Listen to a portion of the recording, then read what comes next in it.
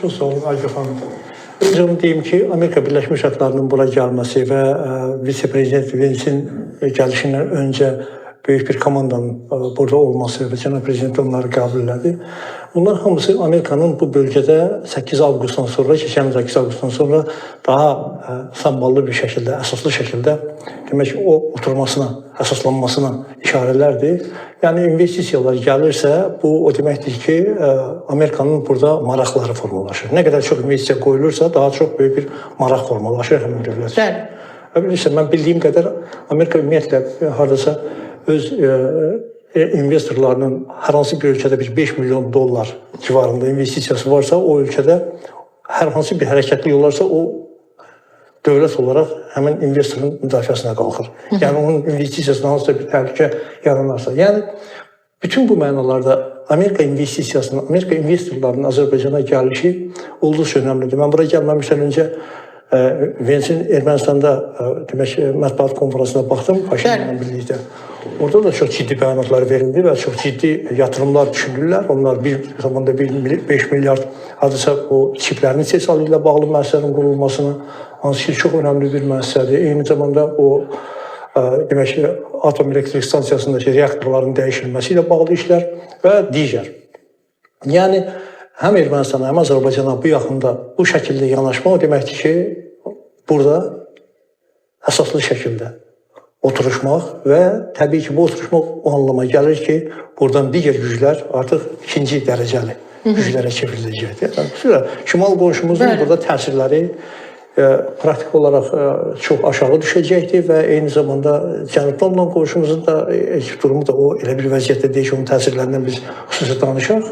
Zaten bu yəni təhlükəsizlik qarantiyası kimi Həm də qəbul edilməlidir. Məsələn, mən bir səhv eləmirəmsə müsabiqədə bir açıqlama yazdım bu mövzuda.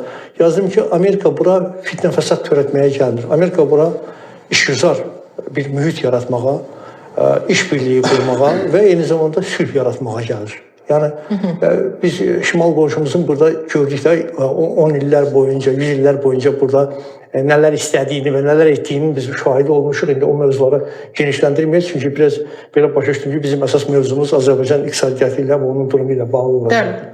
Yəni Amerikanın bura gəlməsi çox şey deməkdir. Çox şey deməkdir və hesab edirəm ki, bu həm də böyük bir şansdır hökumətimiz üçün ki, Birləşmiş Ştatlarla bütün müstəvilərdə yaxınlıq etmək bu bir tarixi şansdır. Biz bugün Amerika ilə bizim münasibətlərimiz özünün ən yaxşı bir çağını yaşayır, ən yaxşı bir dövrünü yaşayır. Gerçekten. Bu bir şansdır eyni zamanda. Bu şansdan maksimum yararlanmaq lazımdır. Həm iqtisadiyyat üçün, həm də iqtisadiyyatın bütün sahələri və xüsusilə də onun əsas aparıcı sahəsi biz hesab etdiyimiz real sektor üçün, neft-qaz sektoru yox. Bax, bütövlükdə nə qədər vəsait yatırdıblar 30 il ərzində Amerika Birləşmiş Ştatları bura. Onun cəmisi 1,5 milyardı real sektora yatırılıbdır. 18 milyardı, haradasa demək 80% neft-qaz sektoruna yatırılıbdır.